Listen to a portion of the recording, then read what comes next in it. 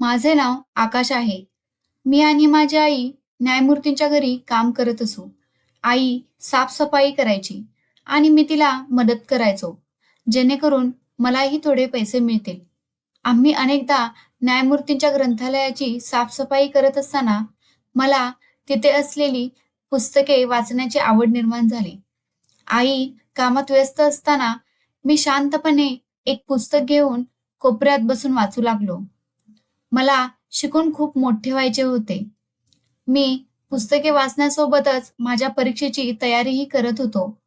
एकदा न्यायमूर्तींची पत्नी, जी एक शिक्षिका होती, तिने मला रागाने पाहिले आणि माझ्यावर चोरीचा आरोप करत घरी जाण्यास सांगितले. हे काम आमच्यासाठी खूपच महत्त्वाचे होते. पण त्यांची मुलगी मानसीनेही मला घरातून हाकलून लावण्यात यश मिळवले. नोकरी गेल्यावर आमची परिस्थिती खूप बिकट झाली.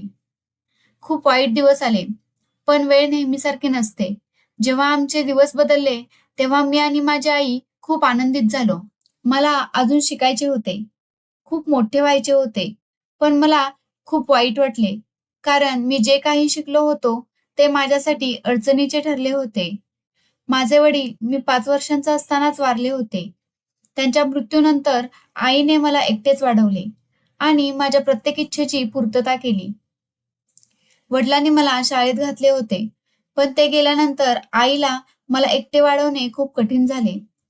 कोणत्याही नातेवाईकाने किंवा शेजाऱ्याने मदत केली नाही. आई खूप दुःखी होती आणि माझे शिक्षणही थांबले. मी मोठा होत असताना शिक्षणाची ओढ वाढत गेली. शाळेत जाणाऱ्या मुलांना पाहून माझे डोळे नेहमीच पाणावत असत आणि मी आईला अभ्यासाला जाण्याचा आग्रह करत असे. पण आई तरी काय करणार? आईची परिस्थितीच नव्हती. मग एक दिवस सरकारी शाळेतील काही शिक्षक घरी आले आणि आईने माझा प्रवेश त्या शाळेत केला. फी नसली तरी आई माझ्यासाठी पुस्तके आणि शाळेची बॅग आणायची. मी खूप आनंदी झालो आणि माझा छोटा आनंद पाहून आईही खुश व्हायची. वडिलांच्या निधनानंतर आमचे खूप वाईट दिवस होते. खाण्यापिण्याचे खूप हाल होत होते. मला आठवते, एकदा मला खूप भूक लागली होती आणि मी आईकडे खाण्यासाठी हट्ट करत रडत होतो. आई मला समजावत होती की घरात काही नाही. तुला काय खायला देऊ मी? मी स्वतः 2 दिवसांपासून काहीच खाल्ले नाही. मी लहान असल्यामुळे माझा हट्ट आणि रडणे आईला खूपच त्रास देत होते. आई आपल्या मुलाला उपाशी कसे काय पाहू शकणार? आईने स्वयंपाकघरात अन्न शोधण्याचा प्रयत्न केला, पण काहीही तिला मिळाले नाही. मला इतकी भूक लागली होती की मी अशक्त झालो. जेव्हा आईने मला बेशुद्ध पाहिले, तेव्हा ती जोराजोरात किंचाळली. तिला वाटले की जर मुलाला अन्न मिळाले नाही, तर तो मरेल. आई खूप जोरजोरात रडू लागली, ओरडू लागली आणि घराबाहेर पडली. तिने लोकांचे दरवाजे ठोठावले आणि म्हणाली, "कृपया कोणाकडे थोडे अन्न असेल तर प्लीज द्या. माझा मुलगा उपाशी आहे. भुकेने बेशुद्ध झाला आहे." पण कोणीही आईचे ऐकले नाही. कोणीही दया दाखवली नाही. उलट लोक तिची चेष्टाच करत राहिले. कोणीतरी म्हणाले, "तू तरुण आहेस, काही काम करू शकतेस. पण तिच्या मृत्यूनंतर तू स्वतःची अशी अवस्था करून घेतली आहेस." त्या दिवशी आईला खूप लाज वाटली. माझ्या भुकेसाठी रडत ती रस्त्यावर आली. तिने रस्त्यावरील लोकांना भीक मागण्यास सुरुवात केली. लोकांसमोर हात जोडून ती म्हणाली, "पैसे असतील तर कृपया द्या आणि नसतील तर अन्न द्या. माझा मुलगा घरी आजारी आहे. भुकेने बेशुद्ध झाला आहे." लोक ये-जा करत होते आणि आईकडे दुर्लक्ष करत होते. काही लोकांनी ₹5 ठेवले, काहींनी ₹2 नाणे. पण इतक्या पैशात अन्न कसे काय मिळणार? मग एका महिलेने आईला ₹50 नोट दिली. आई लगेच जेवणाच्या हॉटेलमध्ये गेली. तिने ₹30 भाजी आणि ₹20 पोळी घेतली आणि ती घरी परत आली. तिने एका ग्लासात पाणी घेऊन माझ्या चेहऱ्यावर शिंपडले, जेणेकरून मी शुद्धीवर येईन. मी शुद्धीवर येताच मला खूप अशक्त वाटले. आईने मला पटकन उचलले आणि म्हणाली, "मुला, मी तुझ्यासाठी अन्न आणले आहे. आता तू आनंदी आहेस." त्या दिवशी आई खूप रडली. तिच्या डोळ्यातील वेदना मला स्पष्ट दिसत होत्या.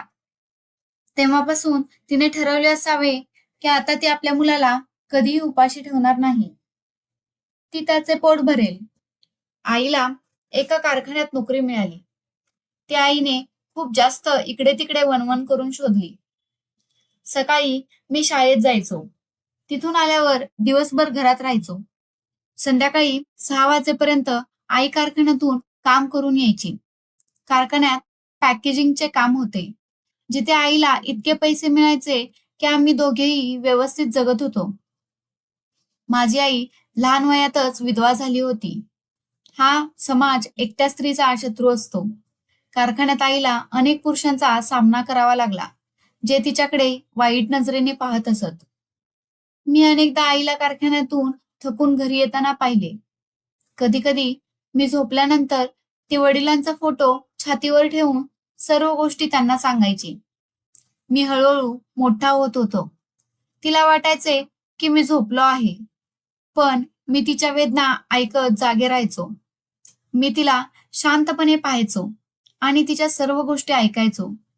एक दिवस तिने वडिलांच्या चित्राकडे पाहून रडत विचारले, "तुम्ही मला इतक्या लवकर का सोडून गेलात? तुम्हाला माहीत आहे की या जगात माझे तुमच्याशिवाय कोणीच नाही. मी तुमच्यासाठी सर्व काही सोडले आणि तुम्ही मला आणि आपल्या मुलाला एकटे सोडले. माझे आयुष्य खूप वाईट आहे. मी खूप दुःखी आहे. मी माझ्या मुलाला प्रत्येक प्रकारे आनंदी ठेवण्याचा प्रयत्न करते. मी त्याची इच्छा पूर्ण करण्याचा प्रयत्न करते. तथापि त्यालाही हक्क आहे. त्याला त्याच्या आईकडूनही खूप अपेक्षा असतील. मी कारखान्यात कधी जाते हे तुम्हाला माहीत नाही." असे काही पुरुष आहेत जे माझ्याकडे विचित्र डोळ्यांनी पाहतात. आज कारखान्यात काम करणाऱ्या राजूने मर्यादाच ओलांडून टाकली. मी वरच्या मजल्यावर माल घेण्यासाठी गेले होते. तो माझ्या मागे आला आणि तिथेच त्याने माझ्या एकटेपणाचा फायदा घेण्याचा प्रयत्न केला. त्याने मला जबरदस्ती करण्यास सुरुवात केली. सुदैवाने माझ्या किंचाळल्यानंतर कारखान्यातील 2 स्त्रिया तिथे आल्या आणि त्यांनी राजूला खूप मारले. विचार करा, त्याने माझ्यासोबत काहीतरी चुकीचे केले असते तर माझ्या बाबतीत काय झाले असते? माझ्या मुलाचे काय होईल? असे म्हणत माझी आई कडवटपणे रडू लागली. आईचे दुःख तिच्या शब्दांतून व्यक्त झाले. माझ्या आईची संपूर्ण गोष्ट ऐकल्यानंतर मी सुद्धा खूप जास्त रडलो. त्या दिवशी मला माझ्या आईच्या दुःखाबद्दल चांगलेच कळले आणि तेव्हापासून मी ठरवले की आता मी माझ्या आईचा रक्षक होईल.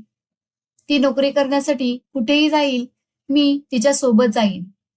आता मी माझ्या आईची काळजी घेण्याची जबाबदारी घेईन. जर कोणी माझ्या आईकडे वाईट नजरेने पाहण्याचा प्रयत्न करत असेल, तर मी माझ्या आईला वाचवीन आणि एक दिवस मी असा यशस्वी माणूस होईल, की मी माझ्या आईला कधीही काम करून देणार नाही. तिला कामासाठी बाहेर जावे लागणार नाही. त्यांना सांगेन की तुम्ही आराम करा आणि तुझा आता मुलगा कमावेल. दुसऱ्या दिवशी मी शाळेत गेलो नाही. आई म्हणाली, "मुला, तू शाळेत का गेला नाहीस?" मी म्हणालो, "आई, मला नेहमी तुझ्याबरोबरच राहावे वाटते. तू माझ्यासाठी किती करतेस. आता तू जिथे जाशील तिथे मी तुझ्या सोबतच येईन." आई म्हणाली, "कोणताही मुलगा अशा गोष्टी करत नाही. तुझ्यासाठी अभ्यास करणे खूप महत्वाचे आहे आणि तुला वाचायला आवडते." मी म्हणालो, "आई, मला वाचनाची आवड तर आहेच, पण मला तुझ्याबरोबर राहायचे आहे. तू कारखान्यात कामावर जातेस. तिथे मी तुझ्याबरोबर चालतो. मीही काही काम करेन." माझे ऐकून माझ्या आईच्या डोळ्यात अश्रू आले. ती म्हणाली, "मुला, तू माझा सर्वात मौल्यवान आशीर्वाद आहेस. मला तुझ्याकडून तुझे बालपण हिसकावून घ्यायचे नाही. तू मोठा होईपर्यंत तू तुझ्या जीवनानुसार तुझे जीवन जग. तुला अभ्यास करायचा असल्यास वाच. तुला खेळायचे असल्यास तू खेळ. पण करण्याबद्दल काहीही बोलू नकोस." मी आईबरोबर जाण्यासाठी खूप आग्रह धरला, पण तिने मला तिच्यासोबत घेतले नाही. मग मला शाळेत जाण्यास भाग पडले. मला आठवते, मी खूप लहान होतो. माझे आई-वडील दोघेही होते. माझे वडील माझे खूप लाड करायचे आणि त्यावेळी आमचे आयुष्य खूप चांगले जात होते. मग अचानक वडिलांनी हे जग सोडले आणि सर्व काही बदलले. आई मला तिच्या वडिलांविषयी सांगायची आणि अनेकदा सांगायची, की जेव्हा मी लहान होतो, तेव्हा वडील म्हणायचे, की आमचा मुलगा एक दिवस खूप मोठा माणूस होईल. माझ्या मनात विचार आला, की माझ्या वडिलांचे म्हणणे नक्कीच मी पूर्ण करेन. मी एक दिवस नक्कीच एक मोठा माणूस होईन. मी माझ्या अभ्यासामध्ये खूप लक्ष देणे सुरू केले. मी परिश्रमपूर्वक अभ्यास करायचो आणि जेव्हा मी शाळेतून येत असे, आई तिथेही काम करत असे. त्यावेळी मी 12 वर्षांचा होतो. मला कारखान्यात जाण्याची परवानगी नव्हती. पण मी बाहेर उभे राहून माझ्या आईसाठी पुन्हा पुन्हा प्रार्थना करायचो. आईची वाट पाहत उभा राहायचो.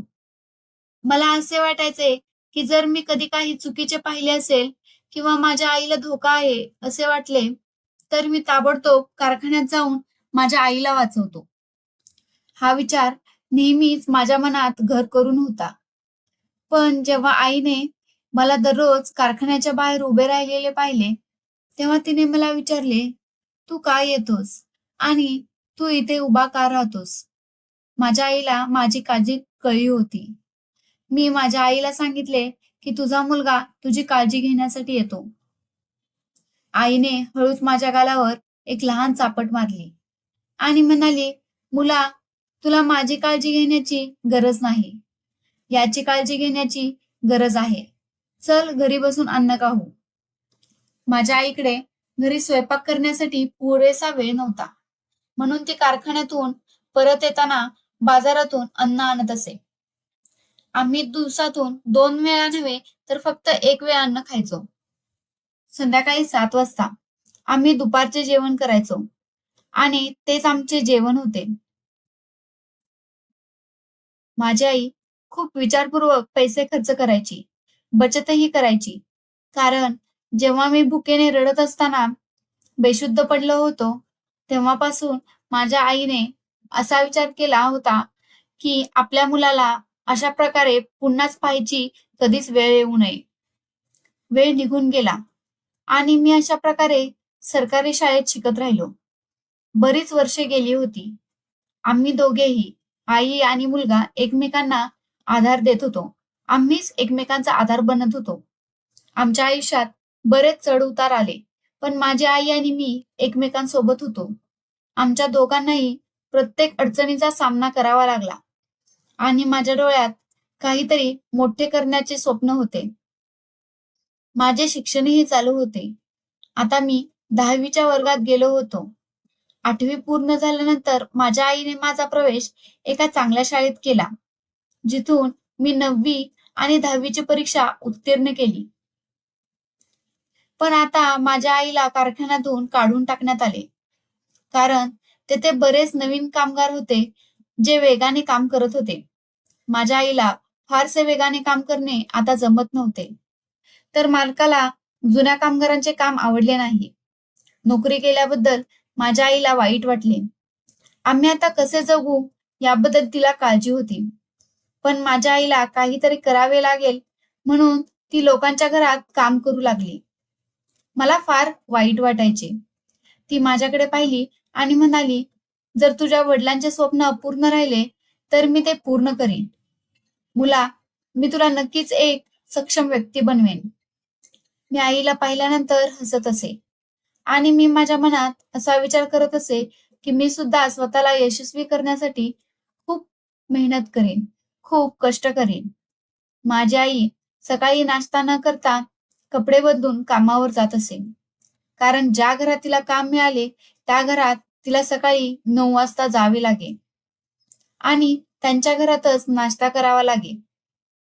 आई खूप कामाची होती. लोक काम करत नसल्यामुळे माझी आई तिचे काम आणि तिचे आरोग्य विसरली होती.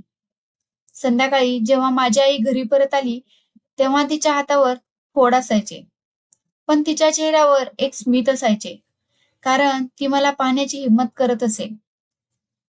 मग तिला काही काळानंतर एका मोठ्या घरात काम मिळाले. जे शहराच्या एका मोठ्या न्यायमूर्तींचे होते. ते खूप जास्त श्रीमंत माणूस होते. त्यांचे घरही अगदी वाड्यासारखे होते. आईला आनंद झाला की तिला येथून अधिक पैसे मिळतील, कारण तिला उर्वरित घरांमधून इतके पैसे मिळाले नाहीत. न्यायमूर्तींच्या घराच्या भिंती मौल्यवान चित्रांनी भरलेल्या होत्या.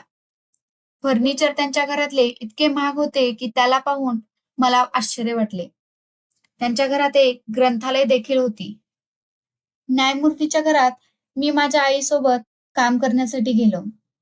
कारण आता माझ्या आईने बऱ्याच दिवसांपासून धीर गमावला होता. तिची आता तब्येत खालावत होती. मी आठवड्यातून 4 दिवस शाळेत जायचो आणि उर्वरित 3 दिवस माझ्या आईसोबत मी न्यायमूर्तींच्या घरी आईला मदत करण्यासाठी येत असे. मी त्यांच्याबरोबर का आलो याबद्दल त्या लोकांनाही काही हरकत नव्हती. माझ्या आईचे न्यायमूर्तींशी बोलणे झाले होते. ते म्हणाले होते की आपला मुलगा जे काम करेल त्या कामासाठी आम्ही पैसे देऊ.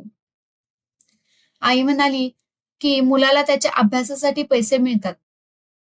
मला आनंद झाला की मला माझ्याकडे येणाऱ्या पैशांची व्यवस्था आहे. त्यांच्या घरात एक खूप मोठे ग्रंथालय होते. माझी आई ते ग्रंथालय साफ करायची, ग्रंथालयात झाडू मारायची, त्यांच्या घरातील भांडी घासायची, न्यायमूर्तींची कपडे धुवायची आणि स्वयंपाक करायची. मी बाहेर काम करायचो. मी त्वरित बाजार जाऊन वस्तू आणायचो आणि उर्वरित त्यांच्या घरातील कामे करायचो. आई स्वयंपाक करायची आणि त्यांनी मलाही कामावर घेतले होते. मी साफसफाई करायचो. आई आपल्या आईसोबत मजला धुवायची आणि नंतर दुसऱ्या वरांड्याच्या झाडूवर जायची. बाहेरील वस्तू आणण्यासाठी जायचो. पण माझे लक्ष नेहमीच ग्रंथालयाकडे गेले. जेव्हा जेव्हा मी माझ्या आईसोबत तिथे धूळ साफ करत असे, तेव्हा मी काही पुस्तकांमध्ये हरवून जायचो. मी तिथे ठेवलेल्या कायद्याची पुस्तके वाचण्यासही सुरुवात केली. वेळ कधी जातो हे मला कळत नव्हते. जेव्हा माझ्या आईने मला कोपऱ्यात पुस्तके वाचताना पाहिले, तेव्हा तिने मला त्रास दिला नाही. कारण तिचा मुलगा शिक्षणाची आवड आहे हे तिला माहीत होते. माझे अभ्यास देखील चालू होता आणि न्यायमूर्तीच्या घराचे कामही चालू होते. मी 1 किंवा 1 तासासाठी असेच यायचो, ज्या पुस्तकांमध्ये मी हरवून जायचो. मला पुस्तकांचा सुगंध खूप चांगला वाटला. या शब्दात मला शोधत असलेला प्रकाश दिसू लागला. माझी आवड पुस्तकात आणखी वाढू लागली. तिथे हवेत एक विचित्र असा आरामशीरपणा होता आणि मी दररोज काहीतरी नवीन शिकायचो. न्यायमूर्तीच्या घरात त्यांची एक तरुण मुलगी, जी जवळजवळ माझ्या वयाची होती, मानसी, आणि न्यायमूर्तींची पत्नी राहत असे. मानसी खूप सुंदर होती. ती एका स्वप्नासारखी दिसत होती. लांब केस, मोठे डोळे, मऊ आवाज आणि रागाने भरलेला. तिने माझ्याकडे कधीच पाहिले नाही, जसे मी तिच्यासाठी फक्त एक सावली आहे. तिला खूप चांगले वाटू लागले. मी तिच्याभोवती फिरत असे, पण ती माझ्याकडे दुर्लक्ष करायची. मी तिच्याशी बोलण्याचा कधीही प्रयत्न केला नाही, कारण मला इतका अधिकार नव्हता. पण प्रत्येक वेळी ती माझ्यासमोरून गेली, तेव्हा माझ्या हृदयाचा ठोका तीव्र होत होता. मानसी मला खरोखर खूप मौल्यवान दिसत असे. तिच्या हातात नेहमीच एक पुस्तक होते. तिचे पाऊल नेहमी मऊ होते. उदाहरणार्थ, तिचा भूमीचा हक्क सर्वोच्च आहे. मला तिच्याकडून कोणतीही आशा नव्हती, कारण मला माहित आहे की ती कोठे आणि कशी आहे आणि मी कुठे उभा आहे. पण तरीही तिचा चेहरा माझ्या आठवणींमध्ये नेहमीच राहत होता. आई आणि मी संध्याकाळी घरी आलो, जेव्हा आई सर्वात थकलेली होती आणि ती मला म्हणायची, मी तुझ्यासाठी बरेच काहीतरी करत आहे आणि मी तुझ्यासाठी नक्कीच काहीतरी करेन. माझी आई माझे धैर्य वाढवत असे. मी एक दिवस नक्कीच यशस्वी होईल असा निर्णय घेतला होता. मी माझ्या आईचे डोके नक्कीच अभिमानाने उंच करेन. पण आता तिच्या दृष्टीने कोणतीही चमक नव्हती, जी यापूर्वी घडली होती. मला असे वाटले की माझ्या वडिलांनी माझ्यासाठी पाहिले आहे आणि माझ्या आईसाठी मला काय करायचं आहे हे माझ्या नशिबात लिहिले गेले होते. माझे पदवी शिक्षण पूर्ण झाले. कोणीतरी मला दिवाणी परीक्षा देण्याचा सल्ला केला. तू यशस्वी होशील. मला ती रात्र आठवते, जेव्हा मी प्रथम हा विचार गंभीरपणे केला. मी स्वतःला वचन दिले होते की मी हार मानणार नाही आणि एक दिवस मी एक पोलीस अधिकारी होईन. मी माझ्या आईला सांगितले की मला पोलीस अधिकारी व्हायचे आहे. तिने माझ्या डोळ्यात काहीतरी पाहिले आणि कदाचित आशा किंवा कदाचित ती शोधत असेल. माझ्या एका मित्राने मला पूर्ण पाठिंबा दर्शवला. तो म्हणाला की मी अर्ज करावा. त्यांनी स्वतः नागरी परीक्षेसाठी अर्ज केला होता. तो म्हणाला की तुला तयारीसाठी जे काही हवे आहे ते मी देईन. तो माझा एक चांगला मित्र होता आणि लहानपणापासूनच मला ओळखत होता. मी दिवसेंदिवस अभ्यास करण्यास सुरुवात केली. मी जुन्या नोट्स जमा केल्या. ग्रंथालयातून मी नवीन पुस्तके वाचत राहिलो. इंटरनेटची मदत घेतली. जुन्या परीक्षेच्या प्रश्नपत्रिका सोडवल्या. मी रात्री उठायचो आणि दिवसा काम करायचो. माझी आई रात्री शांतपणे माझ्यासाठी दूध ठेवायची आणि सकाळी उठून माझ्यासाठी प्रार्थना करायची, माझ्या यशस्वी होण्यासाठी. मी प्रत्येक क्षणाला मौल्यवान मानले. मी स्वप्न पाहणे थांबवले नाही, कारण मला खात्री होती की जर मी धैर्य गमावले नाही, तर एक दिवस मी नक्कीच काहीतरी मोठं करेन. त्या दिवसांची कठोर परिश्रम माझ्यामध्ये एक नवीन शक्ती भरत होते. माझ्या बोटांमध्ये एक कप होता. डोळे थकलेले होते, पण अंतःकरणात आग जळत होती, ज्याने विझण्याचे नाव घेतले नाही. मला माहित आहे की श्रीमंत असणे भाग्यवान आहे, पण यशस्वी माणूस कठोर परिश्रमाने बनतो. आणि मला असेच यश हवे होते, जे माझ्या वडिलांचे स्वप्न आणि माझ्या आईचे कठोर परिश्रम पूर्ण करेल. जेव्हा मी माझी तयारी पूर्ण करण्यास सुरुवात केली, तेव्हा मला आवश्यक असलेल्या न्यायमूर्तींच्या ग्रंथालयात सर्व काही पुस्तके सापडली. हे माझ्यासाठी चमत्कारापेक्षा काही कमी नव्हते, कारण महागडी पुस्तके खरेदी करण्याची किंवा मोठ्या कोचिंग अकॅडमीमध्ये प्रवेश घेण्याची माझी ऐपत नव्हती. कारण माझी आई माझ्यासाठी कष्ट करत होती. पण कदाचित माझे हेतू खरे होते आणि माझ्या नशिबात काही तळमळ होती, जी मला प्रत्येक वेळी या ग्रंथालयात आकर्षित करेल. प्रत्येक पुस्तक माझ्यासाठी खजिन्यापेक्षा कमी नव्हते. दररोज साफसफाई करताना मी ग्रंथालयात प्रवेश केला, तेव्हा माझे डोळे या पुस्तकांवर जायचे, ज्यात कायद्याची तत्वे नोंदवली होती. मी त्यांना हळूच उचलत असे आणि मला अभ्यासासाठी बसण्याची संधी मिळताच माझी आई मला अशा स्थितीत पाहून आनंदी असायची. पण तिने मला एक गोष्ट सांगितली. ती म्हणाली की मला तू आपल्या नशिबात इतका चांगला होऊ शकत नाहीस. आणि तो शब्द माझ्या अंतःकरणात खोलवर रुजला होता. पण मला माहित आहे की निराशेऐवजी आईच्या हृदयाचे प्रेम आहे. ती नुकतीच परिस्थितीत हरवली आहे. मी त्यांना सांत्वन दिले, पण मी तिला काहीच बोललो नाही. पण मी माझ्या मनात निर्णय घेतला होता की जर मला परवानगी मिळाली तर मी स्वतःला बदलेन. मी खाली हॉल साफ करत असताना मानसी पहिल्यांदाच दिसली. ती पांढरे कपडे घालून पुस्तके वाचत विखुरलेल्या पलंगावर बसली होती. मी तिथे एका कोपऱ्यात तिच्याकडे पाहत राहिलो. तिच्या डोळ्यात एक वेगळीच चमक होती. जणू काही प्रकाश तिच्यासमोर मंदावतो. तिची शैली अशी होती की ती स्वतःला दुसऱ्या जगाचा एक भाग मानते. जेव्हा तिने डोके वर काढले आणि मला पाहिले, तेव्हा माझा श्वास क्षणभर थांबला. पण दुसऱ्याच क्षणी तिने आपले डोळे फिरवले आणि तीक्ष्ण शब्दात सांगू लागली की आपण इथे काय करत आहात? सेवक आहात, सेवकाच्या मार्गावर राहा. जा आणि आपले कार्य करा. तिच्या शब्दांवर असा अभिमान होता.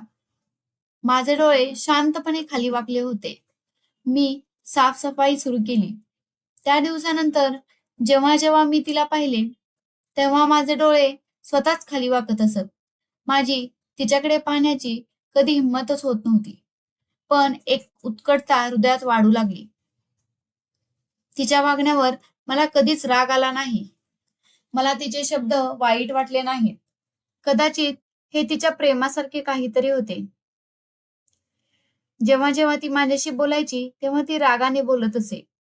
असे म्हणायची, की आपण फक्त कामासाठी बनवले आहात. कधी-कधी ती असे म्हणत असे, की आपल्यासारखे लोक स्वप्न पाहताना चांगले दिसत नाहीत. आणि कधी-कधी मला आवाज देऊन काहीतरी विचारण्यासाठी आवाज देत असे.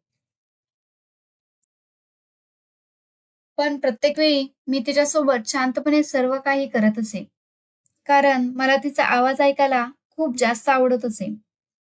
एकदा ती बागेत बसून चहा पीत होती आणि मी तिथे झाडू मारत होतो. ती पुन्हा पुन्हा माझ्याकडे पाहत होती. मग अचानक असे म्हणू लागली, की "आपण येथे किती वेळ काम करत राहाल?" मी म्हणालो, की "परिस्थितीला परवानगी देईपर्यंत." ती हसू लागली आणि म्हणाली, "स्वप्न पाहू नको. आपल्यासारखे लोक स्वप्न पाहत नाहीत." ही गोष्ट माझ्या हृदयापर्यंत गेली होती. पण तरीही मी काही तिला बोललो नाही आणि माझे डोके टेकले. मग तिच्या कामात सामील झालो. एक दिवस मी तिच्या मित्रासोबत बसली होती. तिने मला एक आवाज दिला आणि म्हणाली, की "हा एकच मुलगा आहे, जो आमच्या ग्रंथालयाची पुस्तके चोरतो आणि नंतर वाचण्याचे नाटक करतो." तिचा मित्र जोरात हसू लागला. माझी मानसी म्हणाली, की "जर ती कधी काही बनली, तर मी माझ्या डोक्याला त्याच्यासमोर वाकेल." ती माझा अपमान करत होती. तिचे शब्द माझ्या अंतःकरणात बाण म्हणून उतरत होते. पण मी प्रतिसाद दिला नाही. तिचा माझा अपमान झाला. पण मला वाटले, की ती मुद्दाम हे करत आहे. कदाचित तिच्या हृदयात काहीतरी वेगळे असेल. एक दिवस पाऊस पडत होता आणि मानसी गॅलरीमध्ये उभी होती. मी छत्री घेतली आणि ती तिच्या डोक्यावर ठेवली. तिने एका क्षणासाठी माझ्याकडे पाहिले आणि मग छत्रीने माझा हात हलवला आणि म्हणू लागली, की "तू तुझ्या स्थितीत राहा. तू सेवक आहेस. हे काम फक्त तुझ्यासाठी केले आहे." मी शांतपणे छत्री बंद केली आणि आत परत आलो. त्या दिवशी मी काहीही तिला बोलले नाही. पण मी माझ्या मनात एक निर्णय घेतला होता, की जर काही घडले असेल, तर मी मानसीला नक्कीच दाखवून देईन, की मी फक्त साफ-सफाई करणारा नाही. मी तिच्यासाठी कधीही चुकीचे स्वप्न पाहिले नाही. मला तिच्याकडून सन्मानाचे नाते असावे, अशी माझी फक्त अपेक्षा होती. मला हवे होते, की जर नशीब दयाळू असेल, तर मी तिला ज्या ठिकाणी भेटले पाहिजे, ते ठिकाण देईन. पण तोपर्यंत फक्त हृदय माझ्याबरोबर होते, नशीब नाही. एक दिवस जेव्हा मी स्वयंपाकघरात पाणी घेण्यासाठी गेलो, तेव्हा मानसी तिथे उभी होती. तिने मला सांगितले, की "तुला लाज वाटत नाही? तरीही आपण त्या दिवशी काम करता." मी म्हणालो, की "नशीब बदलेल तेव्हा सर्व काही बदलेल." तिने मोठ्याने हसण्यास सुरुवात केली आणि असे म्हणायला सुरुवात केली, की "प्रत्येक गरीब व्यक्ती हे म्हणते आणि प्रत्येक बेरोजगार व्यक्ती समान विचार करते आणि याचा विचार करताना त्याचा मृत्यू होतो." मी याच्यावरही काही बोललो नाही. मी शांतपणे परत आलो. पण माझ्या हृदयात आग लागली होती. त्या दिवसानंतरही मी माझे प्रेम माझ्या हृदयात ठेवले. मी तिच्या हृदयावर कधीही आरोप केला नव्हता. मी तिच्या संगोपनाचा एक भाग म्हणून तिचा अभिमान मानतो. मी तिच्या मनापासून तिच्या कठोर गोष्टींबद्दल कबूल केले होते. कारण मी तिच्यावर प्रेम करतो आणि मला माझे प्रेम खरे असल्याचे सिद्ध करायचे होते. जेव्हा जेव्हा मानसी माझ्याजवळ येत असे, तेव्हा माझ्या हृदयाचा ठोका वाढत असे. मला सर्व काही आठवायचे. प्रत्येक शब्द तिचा माझ्या मनात पकडला गेला होता. ती माझ्या स्वप्नांचा एक भाग बनली होती. पण मला माहीत आहे, की माझी स्वप्ने अजून तरी सक्षम नव्हती. एक दिवस ती माझ्या जवळ आली आणि म्हणू लागली, की "जर आपण काहीतरी बनला, तर कदाचित मी तुम्हाला ओळखू शकणार नाही." मी फक्त एक गोष्ट बोललो की त्यावेळी प्रत्येकाला ओळखण्यास शिकवते. मग तीही हसली. त्यानंतर मला असे वाटले की बहुतेक शांत राहणे चांगले. तिच्या शब्दांमध्ये कठोरपणा असूनही माझे प्रेम तिच्याविरुद्ध कमी झाले नाही. मला हवे होते की जर आयुष्याने मला संधी दिली, तर मी मानसीला माझ्या मनाबद्दल नक्कीच सांगेन. मी शांत होतो. शांतपणे विखुरलेला होतो.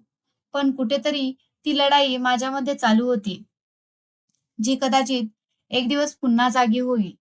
वेळ गेला. एक क्षण बाहेर आला, की मी कधीही विचार केला नव्हता आणि नंतर संपूर्ण 5 वर्षे झाली. मी सर्व काही डोक्यात ठेवले. 5 वर्षे मी दररोज कठोर परिश्रम केले. मला अश्रू, त्याग, शांतता, संयम, प्रार्थना आणि आत्मविश्वासाचा अनुभव होता, जो विझण्याचे नाव घेत नव्हता. माझ्या आईने ते घर माझ्या अभ्यासासाठी विकले होते, ज्यात आम्ही राहत होतो. जवळ प्रत्येक गोष्ट उद्ध्वस्त झाली होती. जेव्हा मी नागरी सेवा परीक्षा दिली नाही, तेव्हा असे धैर्य गमावले. तेव्हा जेव्हा माझ्या मित्राने यापूर्वी मला पाठिंबा दर्शवला, तेव्हा त्याने फक्त पाठिंबा दर्शवला आणि म्हणाला, की "तू नक्कीच परीक्षा देशील." मी म्हणालो, की "माझा माझ्यावर विश्वास नाही." म्हणून तो म्हणाला, "पण मित्रा, माझा तुझ्यावर पूर्ण विश्वास आहे. तू निश्चितपणे परीक्षा देशील. एकदा प्रयत्नात काय आहे?" मी परीक्षा दिली. मग माझी परीक्षा यशस्वी झाली. मला प्रशिक्षणासाठी पाठवले होते. जेव्हा सरकारने शिक्षणाची माझे संलग्नक पाहिले, तेव्हा सरकारने मला यशस्वी करण्यास मदत केली आणि मग मी शेवटी पोलीस निरीक्षक बनलो. स्वतःच्या शहरातील एक पोलीस स्टेशन दिले गेले, जिथे सर्व जबाबदारी माझ्यावर आली. मी माझ्या यशावर स्वतःवर विश्वास ठेवू शकत नव्हतो. हा दिवस माझ्या आयुष्यातील सर्वात मोठा दिवस होता. माझी आई सुद्धा खूप खूप आनंदी होती. ती म्हणाली, की "माझ्या मुलाने करून दाखवले. आता तुझ्या वडिलांच्या आत्म्याला शांती मिळेल." कारण त्यांचे हे स्वप्न होते आणि मला माझ्या सर्व परिश्रमांची फळे मिळाली आहेत. मला माझ्या मेहनतीची फळेही मिळाली होती. माझ्या आईचे परिश्रम देखील यशस्वी झाले आणि मी माझ्या परिसराचा पोलीस निरीक्षक बनलो. माझे काम सुरू झाले आणि पगारही येत होता. माझ्या घरगुती परिस्थिती सुधारली. माझ्या आईने लोकांच्या घरात काम करणे थांबवले होते. तिने बऱ्याच वर्षांपासून खूप कष्ट केले होते. आता जेव्हा ती तिच्या आयुष्यात विश्रांती घेण्यास सक्षम होती, तेव्हा तिला खूप आनंद होत होता. तिने मला खूप आशीर्वाद दिला. मला एक दिवस असा खटला होता. मला एक गुन्हेगार होता, ज्याला मला अटक करायची होती, ज्याच्या मागे मी बरेच दिवस होतो. माझे माहिती देणारे बरेच दिवस त्या गुन्हेगाराच्या पाठीमागे होते. पण आता मला ही बातमी मिळाली होती, की तो सापडला आहे. तो एका मुलीशी लग्न करणार आहे. मी दृढ निश्चय केला होता, की आज मला त्याला अटक केली जाईल. तो अशा बऱ्याच गैरकानूनी कामांमध्ये सामील होता, ज्यासाठी त्याला पकडणे फार महत्त्वाचे होते. कारण अटकेमुळे तो त्याच्या उर्वरित सहकाऱ्यांचीही नावे देईल. अशा प्रकारे त्याची संपूर्ण टोळी पकडली जाईल. तो आज लग्न करणार आहे, हे मला कळले. तो एका भोळ्या मुलीचे आयुष्य नष्ट करणार आहे. माझ्या माणसांनी मला सांगितले, की ज्या मुलीशी तू लग्न करणार आहे, ती मुलगी त्याला आवडते. अशा प्रसंगी जर आपण त्याला पकडले, तर आम्हाला फक्त फायदा होईल. मी कोणालाही ही बातमी कळवली नाही आणि मी ताबडतोब माझ्या कार्यसंघासह त्या स्थानावर पोहोचलो. मी तिथे पोहोचताच तो मंडपात वराच्या ठिकाणी बसला होता. मी येताच मी त्याला अटक केली. त्याने मुलीलाही फसवले होते. त्याने आपली ओळख बदलली होती आणि त्याने या मुलीशी लग्न करण्यासाठी मुलीच्या कुटुंबाशी बरेच खोटे बोलले. तो एक सभ्य व्यक्ती असल्याचे नाटक करत होता. जरी तो बऱ्याच बेकायदेशीर कामात सामील होता, एक मोठा गुन्हेगार होता. मी त्याच्या हातात हातकडी घालताच तो थरथर कापू लागला. तो सुटण्याचा प्रयत्न करत होता, पण आता त्याच्या कोणत्याही युक्त्या यशस्वी होणार नव्हत्या. एकाच वेळी एक स्त्री माझ्या पायावर पडली. दुसऱ्या बाजूला एक माणूस माझ्या समोर दुमडलेल्या हातांनी उभा राहिला. तो म्हणाला, की "मुला, कृपया असे करू नका. हा आमचा जावई आहे. आमचा खूप अपमान होईल. आमची मुलगी त्याच्याशी लग्न करणार आहे. आपण आमच्या मुलाला अटक का करत आहात?" मी या दोघांच्या तोंडाकडे लक्ष देताच हे लोक, न्यायमूर्ती आणि त्यांची पत्नी यांच्यात इतर कोणीही नव्हते, ज्यांच्या घरी मी आणि माझी आई थोड्या वेळापूर्वी काम करत असे.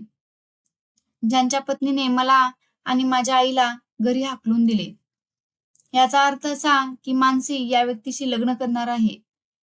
माझ्या सहकार्याने त्याच्या हातात हातकडी घातली आणि त्याला गाडीत नेले आणि बसवले. न्यायमूर्तींनी मला ओळखले, पण त्यांच्या बायकोचे डोळे माझ्यावर पडताच ती स्तब्ध झाली आणि म्हणू लागली, की "तू मला डोक्यापासून पायापर्यंत पाहिले आहेस." जसे की तिला विश्वासच बसत नव्हता, की मी तोच व्यक्ती आहे, जो तिच्या घरात सेवकासारखा वागायचा. प्रथम त्यांचा विश्वास नव्हता. मी म्हणालो, की "तू नेहमीच माझी चेष्टा करायची. मी कधीही यशस्वी होऊ शकत नाही. पहा, आज मी एक पोलीस निरीक्षक बनलो आणि आज मी तुझ्या मुलीचे जीव या गुन्हेगारापासून वाचवत आहे. कदाचित निसर्गाने मला तुमच्याकडे पाठवले असेल. कदाचित वरच्या एखाद्याने मला एक मसीहा व्हावे आणि इथे पाठवावे अशी इच्छा आहे." ती म्हणाली, "पण तू इतका सक्षम कसा काय झालास? तू पोलीस निरीक्षक कसा काय बनलास?" तिच्या तोंडातून आवाज येत नव्हता. जेव्हा मानसीला कळले, की पोलिसांनी तिच्या भावी नवऱ्याला अटक केली, तेव्हा ती धावपळ करत वधूच्या खोलीतून बाहेर आली. तिचे डोळे माझ्यावर येताच तिने डोळे चोरण्यास सुरुवात केली. मी न्यायमूर्तींसमोर माझे हात जोडले आणि म्हणालो, की "मी तुमच्या घरात काम केले, तुमचे मीठ खाल्ले, पण कधीही तुमचा विश्वासघात केला नाही. सत्य हे आहे, की तुमचा जावई एक सभ्य व्यक्ती नाही.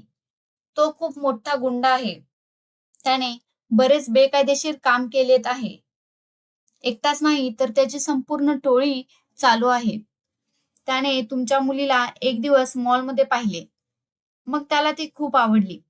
पण जेव्हा त्याला कळले, की तुम्ही न्यायमूर्ती आहात, तेव्हा त्याने विचार केला, की जेव्हा तुम्ही त्याबद्दलचे सर्व सत्य ओळखाल, तेव्हा तुम्ही त्याला स्वतःला कठोर शिक्षा देऊ शकता. म्हणून त्याने एक सभ्य पालकांची व्यवस्था केली. पैसे देऊन त्यांना आपल्या घरात आणले. तुमच्या मुलीच्या नात्यासाठी विचारले. तुम्ही जे काही व्यक्त केले ते सर्व काही खोटे होते. त्याला फक्त तुमची मुलगी मिळवायची होती आणि तिच्या लग्नानंतर त्याला तिला दूर देऊन घेऊन जाण्याची इच्छा होती. त्याने असा विचार केला होता, की लग्नानंतर तो तुमच्याशी कोणताही संपर्क ठेवणार नाही. त्याला मनापासून फसवल्याचे होते. म्हणूनच न्यायमूर्तींची मुलगी बनून त्याने येथून पळून जाण्याचा विचार केला. मला या सर्व गोष्टी माहीत आहेत, कारण मी बऱ्याच काळापासून या प्रकरणात काम करत आहे. पण मला माहीत नव्हते, की तुमची मुलगी मानसी आहे, जी याच्याशी लग्न करणार आहे. आज त्याला अटक करणे आमच्यासाठी खूप महत्त्वाचे होते. मला लाज वाटते, की तुमच्या मुलीची डोली उठू शकली नाही. पण तुमच्या मुलीचा हात चुकीच्या हातात जाऊन वाचला, हे देखील तुम्हाला आनंद झाला पाहिजे. तेथील सर्व लोक मला आश्चर्यचकित पाहत होते. संपूर्ण कथा सांगितल्यानंतर मानसीच्या डोळ्यात अश्रू वाहू लागले. जर न्यायमूर्तींनी यावर विश्वास ठेवला नसता, तर त्यांनी पोलीस स्टेशनवर कॉल करून माझा पूर्ण रेकॉर्ड मागवला. जेव्हा त्यांना कळले, की मी खरोखर या भागाचा पोलीस निरीक्षक आहे, तेव्हा त्यांनी माझ्यावर विश्वास ठेवला. मी तिथून जाऊ लागलो. पण नंतर मी मागे वळून म्हणालो, "मला खूप लाज वाटते, की तुमची मुलगी आज लग्न करू शकत नाही. पण मी तुम्हाला विनंती करतो, तुम्ही माझ्या मुद्द्यांचा विचार केला पाहिजे. मी तुमच्या सर्वांचा नेहमीच आदर केला आहे. तुम्ही कदाचित माझ्याबद्दल चुकीचा विचार केला असेल. पण मला सुरुवातीपासूनच मानसी खूप जास्त आवडते. मानसी मला द्वेष करते. तिला माझा राग आहे. पण मला माहीत आहे, कारण तुम्हाला असे वाटले, की गरीब लोक कधीही काहीही बनू शकत नाहीत. गरीब व्यक्ती यशस्वी होऊ शकत नाही. यशस्वी होण्यासाठी पैशांची आवश्यकता नाही. मानवी हृदयात आसक्ती असावी. माझ्यात भरलेली आपली स्वप्ने पूर्ण करण्यासाठी एक कौशल्य असावे. माझ्या आईच्या प्रार्थना माझ्याबरोबर होत्या आणि माझ्या स्वतःच्या प्रयत्नांनी मला आज या टप्प्यावर आणले आहे. मी तुमची मुलगी स्वीकारण्यास तयार आहे. याबद्दल तुम्ही विचार करावा अशी माझी इच्छा आहे. हे बोलल्यानंतर मी तिथून बाहेर आलो. जेव्हा मी रात्री घरी आलो, तेव्हा मी माझ्या आईला संपूर्णपणे गोष्ट सांगितली. आई मला म्हणाली, "मी खूप आनंदी आहे. आज तू इतका सक्षम झाला आहेस, की जे लोक आम्हाला वाईट म्हणत असत, आज तू त्यांना सर्वांना तोंडावर चापट मारले आहेस. मला तुझा खूप जास्त अभिमान आहे. माझ्या मुला, तू आपले स्वप्न पूर्ण केलेस. संपूर्ण नशीब बदललेस." मी माझ्या आईच्या हाताचे चुंबन घेतले आणि म्हणालो, की "आई, हे तुझ्या मेहनतीचे फळ आहे." दुसऱ्या दिवशी जेव्हा आमच्या घराचे दार वाजले, तेव्हा मला आश्चर्य वाटले. मी दार उघडण्यासाठी जाताना मी त्या न्यायमूर्तींना, त्यांच्या पत्नीला आणि मानसीला दाराजवळ उभे पाहिले. मानसीचे डोळे खाली वाकले होते. माझ्या आईने त्यांना घरात बोलवले आणि त्यांना खूप आदर दिला. न्यायमूर्तींच्या पत्नीने तिचे हात जोडले आणि म्हणाले, की "मी तुमच्याकडे आणि तुमच्या मुलाला दिलगिरी व्यक्त करते.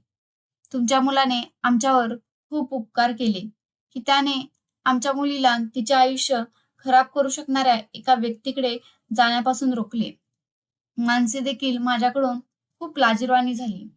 ती म्हणाली, "आकाश, मला आठवते, मी तुला एक दिवस सांगितले होते, की ज्या दिवशी तू काहीतरी होशील, तेव्हा मी माझे डोळे टेकवेन आणि माझे डोके झुकले आहे." तिने आपले हात जोडले आणि मला क्षमा मागितली. ती म्हणाली, "मी तुला कधीच समजू शकले नाही." मी म्हणालो, "ठीक आहे, मी तुम्हा सर्वांना क्षमा करतो. परंतु लक्षात ठेवा, की कोणतीही व्यक्ती लहान किंवा मोठी नाही. प्रत्येक व्यक्तीला त्याच्या हृदयात काहीतरी करण्याची आवड असते. म्हणून तो आपली स्वप्ने पूर्ण केल्यावर राहतो. एखाद्या व्यक्तीने या सर्वांसाठी श्रीमंत असणे आवश्यक नाही." न्यायमूर्ती देखील खूप लाजिरवाणे झाले होते. ते म्हणाले, की "मी येथे आलो आहे, कारण माझा असा विश्वास आहे, की तुला माझी मुलगी आवडते. मी माझ्या मुलीशी असलेल्या तुमच्या नात्याबद्दल बोलण्यासाठी येथे आलो आहे." त्यांचे ऐकून मला खूप आनंद झाला.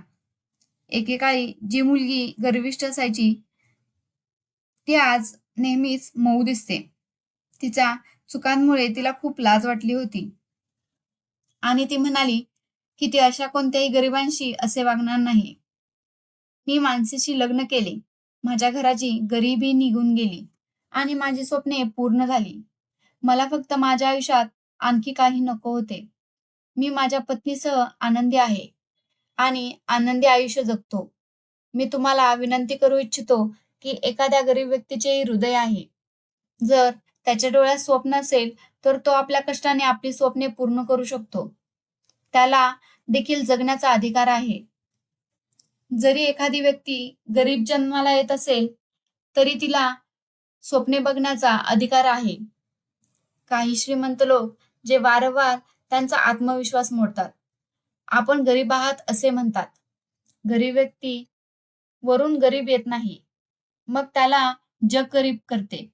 मित्रांनो, मला आशा आहे की तुम्हाला आमची कहाणी आवडेल.